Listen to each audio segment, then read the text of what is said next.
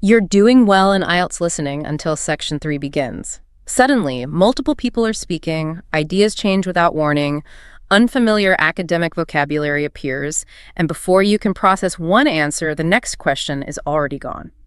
Then comes Section 4, a fast university lecture with no pauses, no second chances, and information packed into every sentence. If this feels overwhelming, you're not failing. You're facing the hardest part of the IELTS exam. In today's episode of Learn English Lab, we'll break down exactly why Sections 3 and 4 feel so difficult, how top band 8 and 9 students stay focused under pressure, and the listening strategies that help you catch answers faster and more accurately.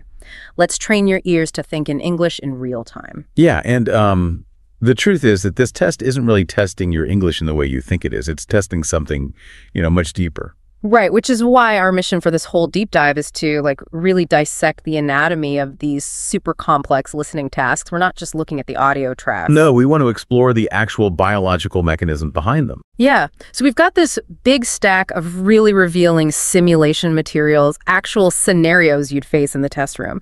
And we want to uncover why your brain actively struggles against these recordings. And more importantly, how you can build that elite band 8+ mindset to, just completely bypass those biological limitations. What's fascinating here is that the biggest misconception holding students back is the belief that the IELTS listening test is evaluating grammar or vocabulary in isolation. Right, like it's just a vocab quiz. Spot on. It simply isn't. Highly fluent English speakers, even people born and raised in the UK or Australia, they routinely fail Sections 3 and 4 when they take it without any preparation. Wait, really? Native speakers actually fail it? Oh, all the time. Yeah. They fail because they approach it as a pure language test. But fundamentally, it is a comprehension and cognitive processing test. It is rigorously evaluating your academic listening strategy under immense mental strain. Wow, okay. So that means we really need to understand the battlefield before we try to, win the battle. Undoubtedly. I want to initiate a full breakdown of what Sections 3 and 4 actually look like, and more importantly, what they feel like to the person sitting in that high-pressure exam room. Let's start with Section 3. The academic discussion. Yeah, the academic discussion. So in this scenario, you're listening to 2, maybe 3, or sometimes even 4 speakers all at once. Right. It could be university students debating an assignment or a student reviewing research with a tutor. Yeah, just dissecting the results of some experiment. It's a completely multi-directional conversation. But why does that format specifically cause such a sudden drop in test scores? Well, it causes a drop because real conversations do not flow in a clean, straight line. And most language learners have been trained on clean, straight lines for years. That makes total sense. Textbooks are just too neat. Exactly. Spot on. Think about how humans naturally communicate when they brainstorm. People interrupt each other constantly. They use incredibly vague language. Oh, yeah, like hedging phrases, right? Yes. Heavily relying on hedging to soften claims, saying things like, well, I suppose you could argue, rather than, the fact is. They fiercely disagree, then they compromise, and then completely without warning, they rethink their entire premise. Okay, let's unpack this, because understanding this theoretically is one thing, but experiencing it is, totally different. It is a shock to the system. To me, Section 3 sounds like trying to eavesdrop on a highly charged, heated debate in a noisy cafe. You're sitting at the next table, furiously taking notes, but everyone keeps changing their minds. And you're just constantly trying to figure out who actually believes what. That is a highly accurate way to visualize the environment. And just when your working memory is utterly depleted from tracking that chaotic cafe debate boom, the exam shifts gears entirely into Section 4. The academic lecture. Right. So if Section 3 is a chaotic cafe, Section 4 is a pure endurance marathon. You are facing a 4 to 5 minute uninterrupted monologue. Just one speaker delivering a dense university-style presentation, maybe on marine biology or cognitive psychology. And there is absolutely zero visual support. No PowerPoint slides, no conversational cues to rely on, no second voice to break the monotony. You cannot ask them to slow down, and there are no pauses to let you catch your breath at all. It is just this relentless flow of information. I used to compare it to drinking from a fire hose, but I don't think that quite captures the required precision. No, it's more specific than that. It's more like standing in a windstorm, right? Right. And the exam gives you a list of 5 specific, differently colored leaves, and you have to snatch those exact leaves out of the air as thousands of others fly past your face. That is a brilliant sensory metaphor, because you aren't just trying to survive the volume of the windstorm, you're trying to execute hyperspecific tasks within it. Yeah, finding the right leaves. Right. And within both the chaotic cafe of Section 3 and the windstorm of Section 4, the test designers embed specific traps. They aren't trying to trick you with obscure grammar. They're testing your cognitive resilience. So we can categorize these into 5 distinct traps. Right. Let's lay them all out on the table before we dive into the simulations. Okay. Trap number 1 is the paraphrasing trap. You will almost never hear the words written on your question paper. The audio disguises the answer using totally different vocabulary. Right, expressing the identical concept, but with new words. What's the second one? Trap number 2 is the distractor word. And this one is perhaps the most emotionally punishing. I hate this one. The speaker provides correct-sounding information first, watches you write it down, and then immediately corrects or contradicts it. Oh, that one is brutal. You hear the keyword, your pencil hits the paper, you feel this surge of confidence, and 2 seconds later, they completely invalidate the answer. It genuinely feels like a betrayal. It does feel personal. Trap number 3 involves speed and accent variation. Speakers use connected speech, natural reductions, and varied regional accents: Scottish, Australian, South African. Which blends distinct words into a single, continuous stream of sound. What about number 4? Trap number 4 is signposting blindness. This happens when listeners fail to recognize transitional language words indicating a shift in the concept. And if you miss those, you completely lose your place in the lecture, meaning you miss the next 3 questions in a row. Accurately stated. And finally, trap number 5 is cognitive overload. This isn't a trick of the audio, it's the sheer biological struggle of attempting to write, read, and listen concurrently. Wow. So, paraphrasing, distractors, accents, signposting, and cognitive overload. But as we said, we don't just want to list these, we want to see the mechanisms in action. Let's step back into that noisy cafe. Let's do it. We have a simulation of a real Section 3 scenario here. Yeah, focusing on a group research project about urban food sustainability. I'll set the stage for you. We have 3 voices, 2 university students named Maya and Daniel, and their academic supervisor, Professor Chen. They are reviewing their data before an upcoming presentation. Right out of the gate, we see the distractor trap and what we can call the correction trap in full force. Maya confidently states that they collected survey data from 3 different neighborhoods. Now, if you're a nervous test taker, desperate for an answer, the second you hear 3, you lock it in. You lock it in, you sigh with relief, and you just stop actively analyzing the audio. That is closely aligned with what the test designers are counting on, because Daniel immediately interrupts her. He says, actually, Maya, it was 4 neighborhoods. We added the Riverside district last week, remember? And then Maya apologizes and confirms the final number is indeed 4. The architecture of this trap is fascinating to me. The test writers know that under stress, our brains default to finding the path of least resistance. Grabbing the first number you hear is the easiest cognitive path. But the IELTS exam actively punishes the path of least resistance. It rewards those who wait. And the trap gets, infinitely more sophisticated a few seconds later when they discuss the actual data. Right, when they're analyzing the barriers preventing low-income households from accessing fresh food. Daniel mentions that 68% of the respondents cited transportation costs as their primary barrier, while only 31% said the lack of local farming was their main concern. You have 2 highly specific numbers, 68% and 31% delivered back to back. I have to ask, why do they place them so close together? I mean, if the question only asks about transportation, why even mention the 31%? To deliberately exhaust your working memory. Your short-term memory acts as a temporary holding area.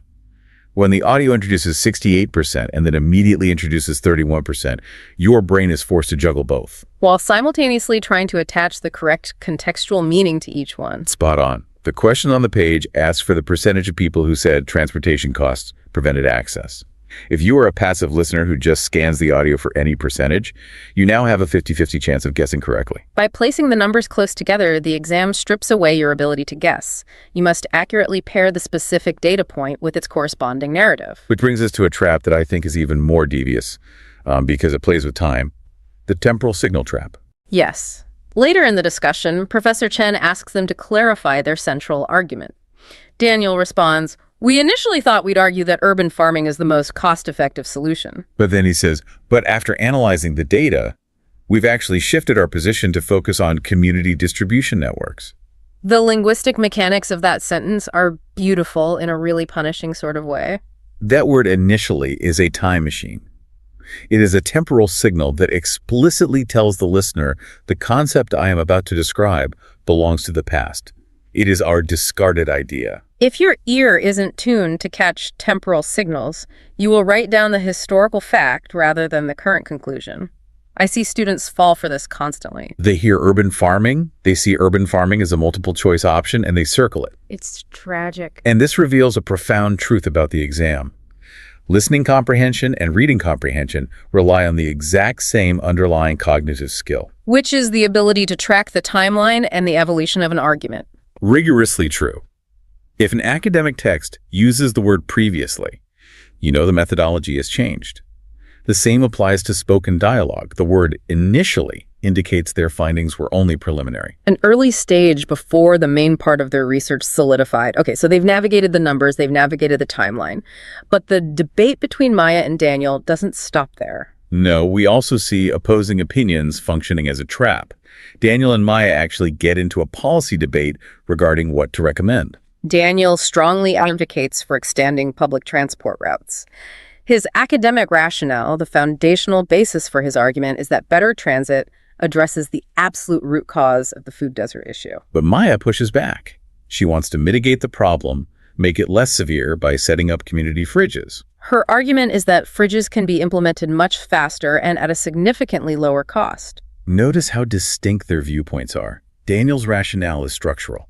Maya's approach is to mitigate the immediate harm. And the test designers will definitely exploit this division. A question might ask, what does Maya argue is the primary advantage of her proposal? One of the multiple choice options will undoubtedly be it addresses the root cause of the issue.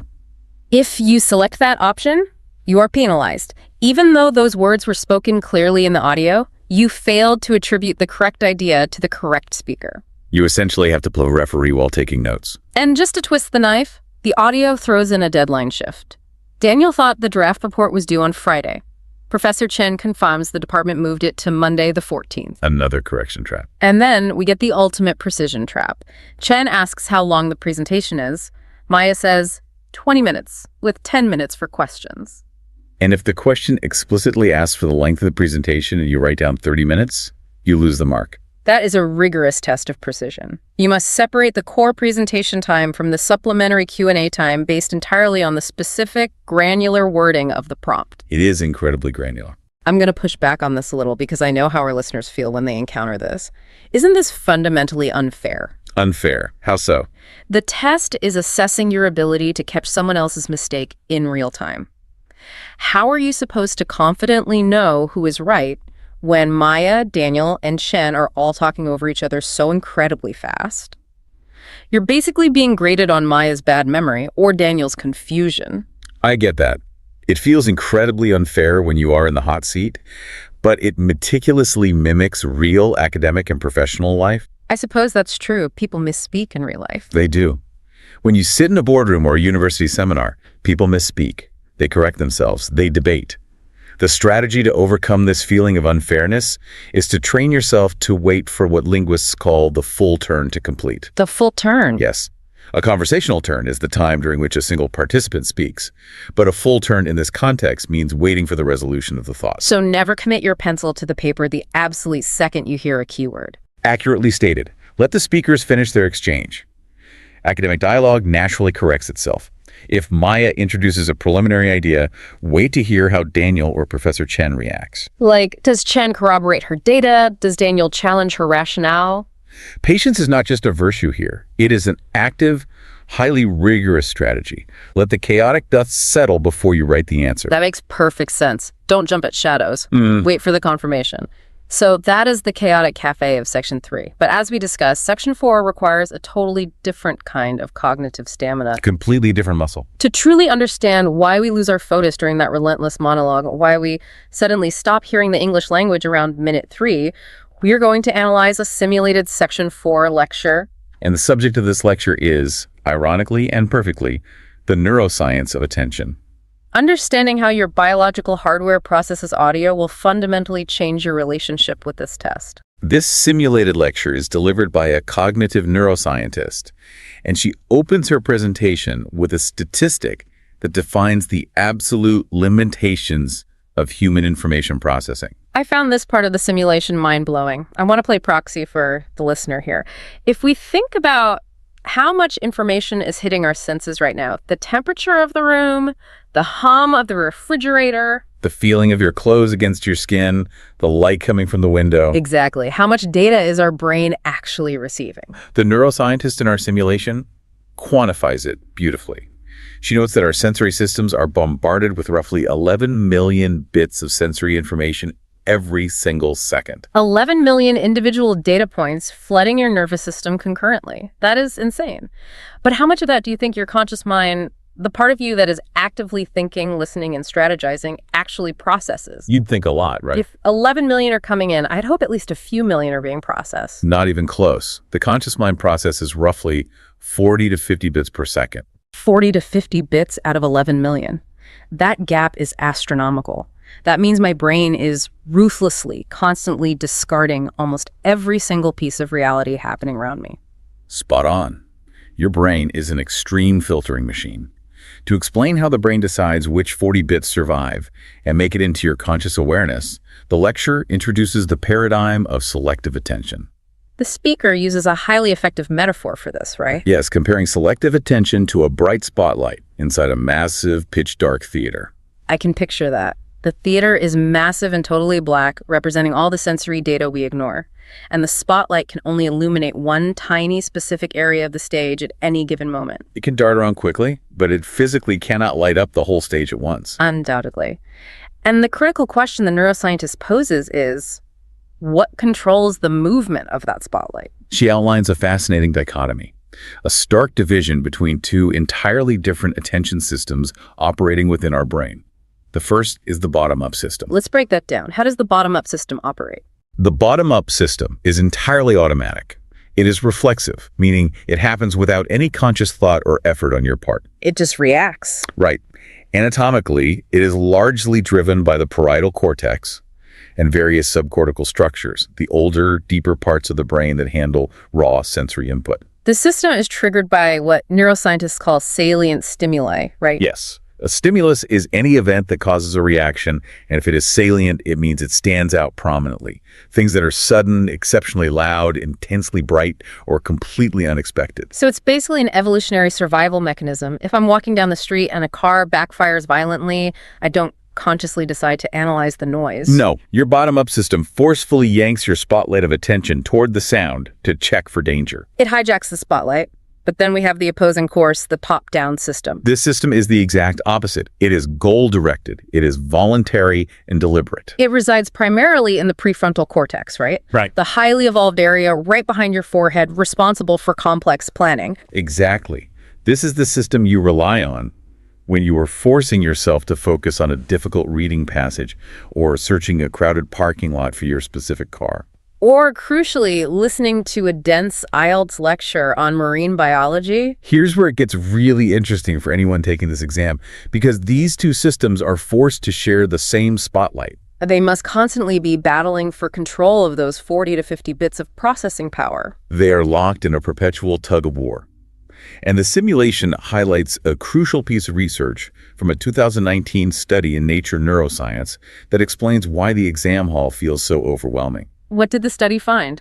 It referenced robust empirical data showing that when a human being is placed under high cognitive stress, when their working memory is pushed to its absolute limits, the balance of power in the brain fundamentally shifts. The goal-directed top-down system begins to fatigue and fail, doesn't it? Yes, and the reflexive bottom-up system becomes dominant. Meaning that when I am sitting in the exam hall, terrified of missing the next answer, my stress levels skyrocket. And because of that stress, my top-down focus starts to shatter, and my brain starts reacting to every single salient stimulus in the room. Suddenly, the sound of the clock ticking or the person coughing 3 desks away or the scratching of your own pencil becomes overwhelmingly loud. I become highly distractible because my brain thinks I'm in physical danger. That is the exact biological mechanism at play. To illustrate the extreme consequences of an overtaxed top-down system, the neuroscientist details a phenomenon known as inattentional blindness. Oh, I love this example. She recounts a famous 1999 visual attention experiment by Simons and Chabris. It's a classic paradigm in psychology. What did they do? Participants were asked to watch a short video of people passing basketballs and were given a strict instruction: silently count the total number of passes made by the team in white shirts. I know this experiment. Counting the passes requires intense top-down focus. You have to track the ball, ignore the team in black shirts, and maintain a running tally in your head. It demands maximum cognitive load. But right in the middle of the video, while the participants are intensely counting, a person wearing a full realistic gorilla costume walks directly through the center of the basketball game. They just walk right into the middle of the game. Yes, they stop, face the camera, beat their chest, and slowly walk off screen. The gorilla is in the frame for nearly 9 seconds. And the result of the experiment is always mind-blowing. When the researchers asked the participants if they saw anything unusual, roughly 50% of them completely missed the gorilla. Half the room had absolutely no idea a gorilla was on the screen. Because their top-down attention was so heavily taxed by the concurrent task of counting, their brain literally filtered out the visual information of the gorilla. Their eyes received the light, but their conscious mind failed to generate the perception. They suffered from profound inattentional blindness. And the speaker makes it clear that this isn't just a quirky party trick, right? The implications are incredibly serious. She mentions how radiologists, highly trained medical professionals who spend their lives looking at scans, can suffer from this. If a radiologist is intensely using top-down focus to search a lung scan for a specific type of tiny nodule, they are significantly more likely to miss a massive, obvious, but totally unexpected anomaly on that very same scan. Spot on. Here's where it gets really interesting. If I can offer a comparison to ground this in everyday life, top-down attention is like me intensely searching my incredibly messy room for my car keys because I'm late for work. You are entirely focused. You have a specific goal. I am ignoring the books, the clothes, the shoes. But bottom of attention is the fire alarm suddenly going off in the hallway. It forces my brain to abandon the search immediately. No wonder exam stress completely ruins our focus in Section 4. Yeah. Our brain is under so much pressure, it assumes there must be a fire. It shuts down our top-down search for the answers and makes us hyper-aware of our environment. If we connect this to the bigger picture of the IELTS exam, you can see how the test designers deliberately leverage cognitive load against you. Cognitive load is the total mental effort required to process information in your working memory. When you are sitting in that exam hall, you are attempting to read complex, academically dense questions, listen to a relentless 4-minute monologue, and physically write down perfectly spelled answers concurrently. You are pushing your cognitive load to its absolute biological limit. When that load maxes out, their top-down focus shatters. You experience auditory inattentional blindness. The answer literally plays right in your ear. The speaker says the exact phrase you need, but because your spotlight is depleted, you simply do not perceive it. That is terrifying. Honestly, it is, but it's also incredibly validating. For everyone listening to this deep dive, you need to hear this when you miss an answer in Section 4. It is not necessarily because your English is poor. It's because your brain's biological processing limits are being intentionally overloaded. It is a systemic overload. So Right. Now that we deeply understand the traps of Section 3 and the neurological limitations exposed in Section 4, we must pivot. We have to talk about how to fight back. We need to build that Band 8+ mindset and outline the proactive, robust strategies elite test takers use to bypass these biological bottlenecks. How do we upgrade our cognitive software to handle the load? The transition from a struggling listener to an elite listener requires a fundamental shift in behavior. Actionable strategy number 1 is the shift from passive listening to active listening and prediction. The single biggest mistake a student can make is waiting for the answers to arrive. They read the question, and they just sit there, passively waiting for the audio to hand them the missing word. Band 8 learners never do that. They relentlessly hypothesize. Let's do an interactive thought experiment to prove exactly how powerful this is. Imagine you are sitting in the exam, looking at your test paper during the 30 seconds of silence before the Section 4 audio starts. A question asks you to list 2 factors that trigger bottom-up attention. If you are a passive listener, you just highlight the word factors and wait to hear it. But if you are an active listener, you predict. You interrogate the prompt. You ask yourself, based on my general knowledge and the context of the previous questions, what kind of factors would logically govern an automatic, survival-based attention system? You actively predict that you are going to be listening for physical properties of the environment, things like loudness, brightness, suddenness, or movement. You literally pre-program your top-down attention spotlight to look for those specific conceptual shapes of information before the speaker even opens their mouth. That mental priming is critical. You are lowering the cognitive load required during the audio because you've already done half the processing in advance. Actionable strategy number 2 involves mastering the art of signposting. In long academic lectures, speakers inherently narrate their own structure. They constantly give you directional cues to help you navigate the dense material. If you miss these cues, you lose your roadmap completely. We need to break down some of these essential phrases because they are the skeletal structure of Section 4. When a speaker pauses and says, what I want to argue is, they are explicitly handing you their thesis statement. They're saying the core meaning of this entire presentation is arriving right now.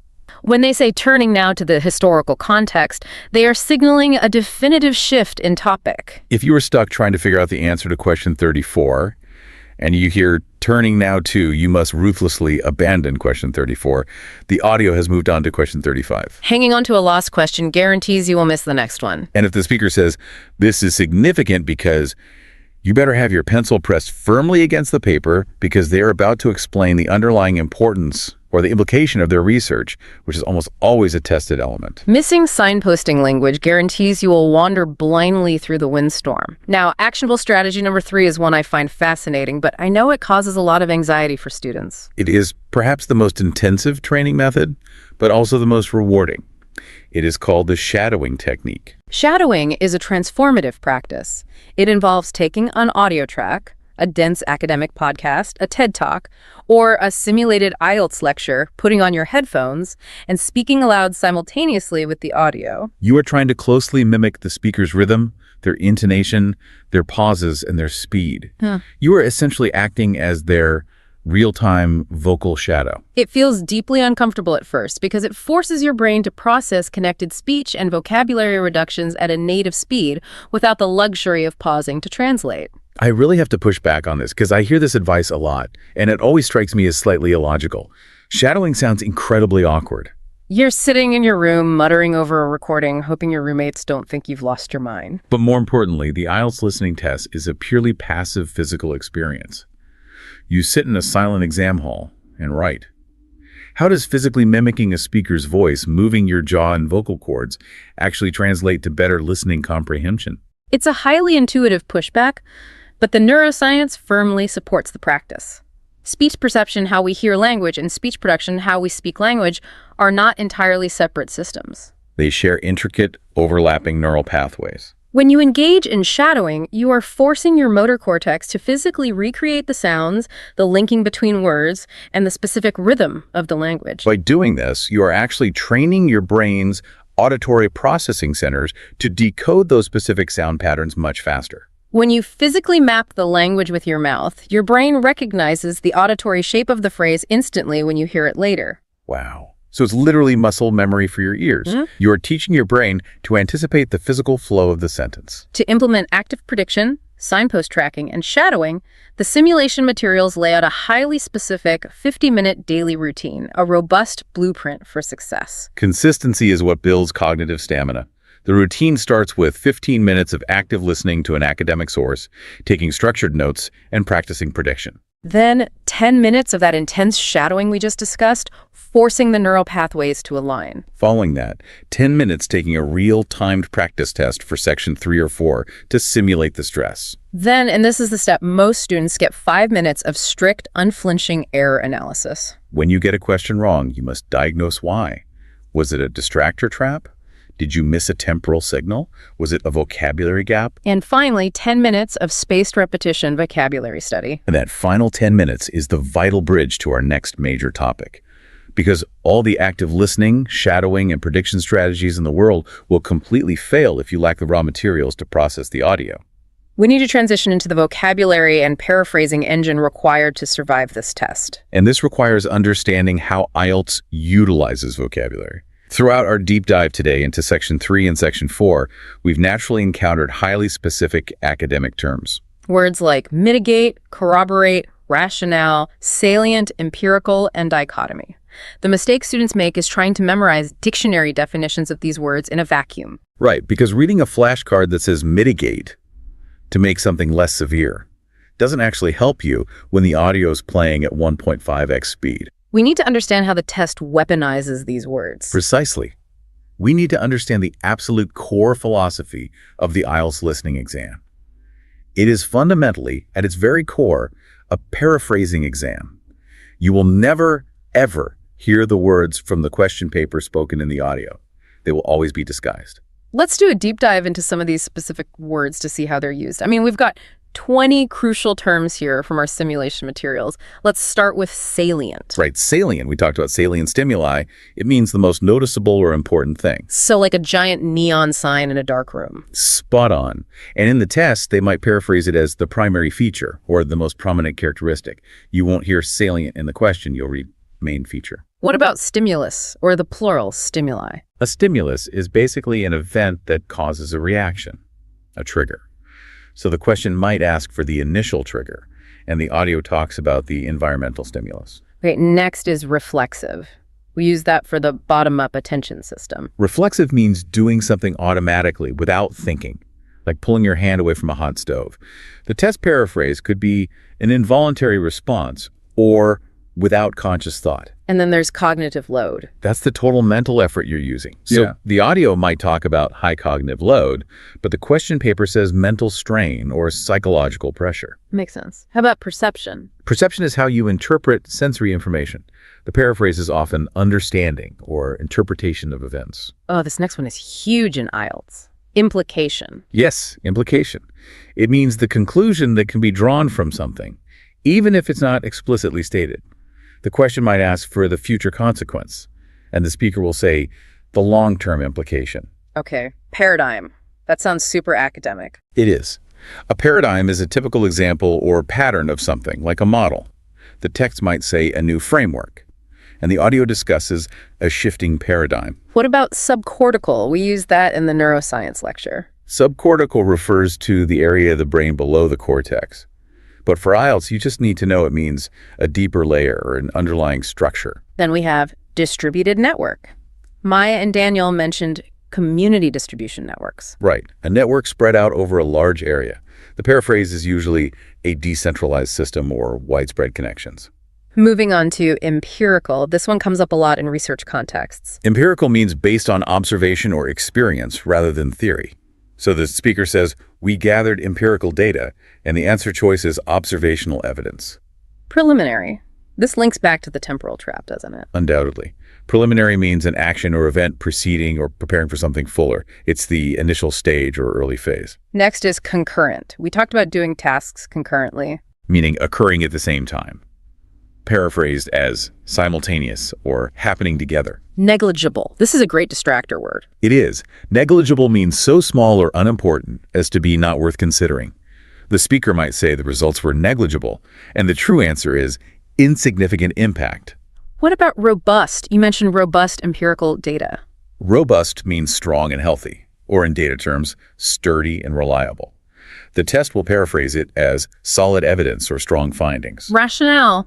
Daniel's rationale for public transit. Rationale is a set of reasons or a logical basis for a course of action.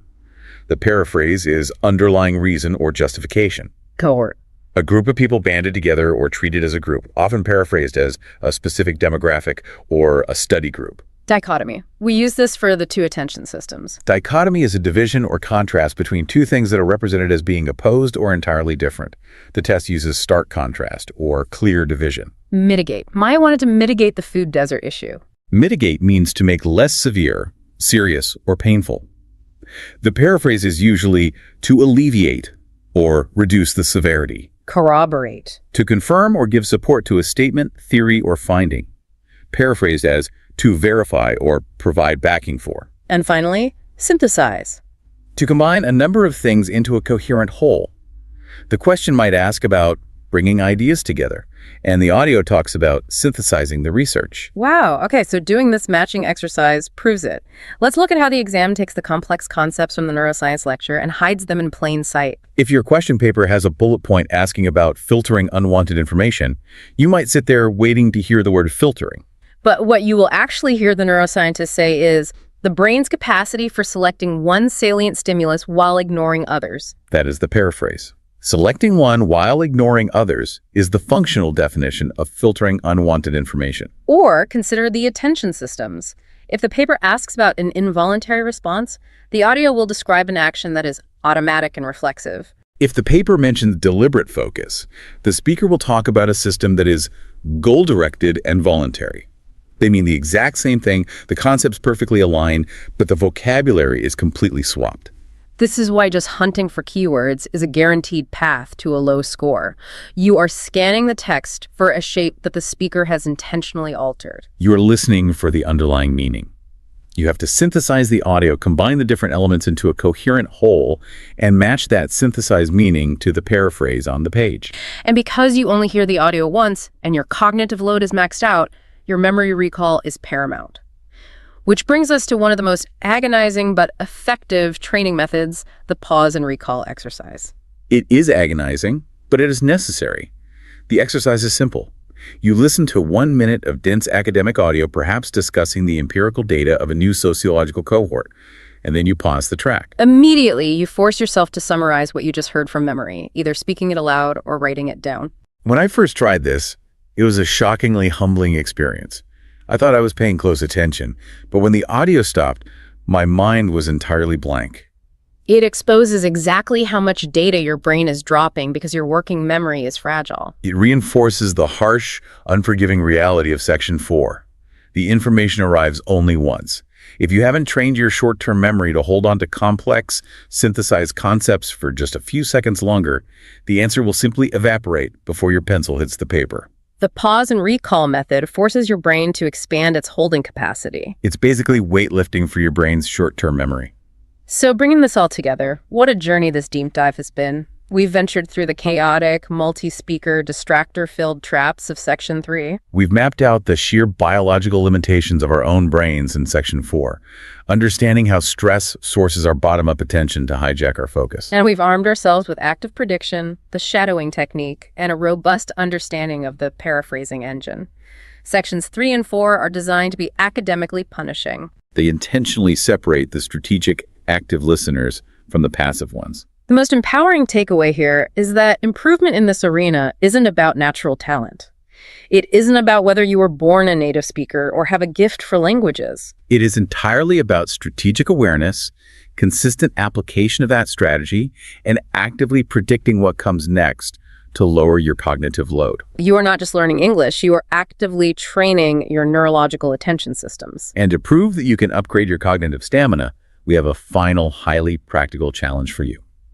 Before your next study session, we want you to find a 5-minute academic documentary on YouTube. Put your headphones on, hit play, and put your hands in your lap. Do not pause it. Do not take notes. Let the audio wash over you entirely, maintaining intense top-down focus.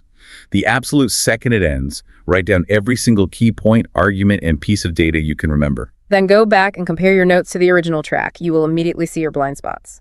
And if you do this consistently, your recall rate will drastically improve, and Section 4 will begin to feel like a breeze. This raises an important question, though, doesn't it? A philosophical one to leave you with. We've spent this entire deep dive dissecting how your brain ruthlessly filters out 11 million bits of sensory data every single second, just to maintain selective attention on a single task. So if your top-down focus has been intensely locked onto this audio for the last hour, synthesizing all these strategies, visualizing the messy room, the noisy cafe, the windstorm, what crucial piece of reality happening right in front of you are you entirely missing right now? Are you missing the gorilla walking through your own room? It certainly makes you wonder about the limits of human perception. Remember, conquering the IELTS isn't about having perfect ears. It's about having a prepared, strategic mind. Keep training that spotlight. Like, share, and subscribe to this YouTube channel.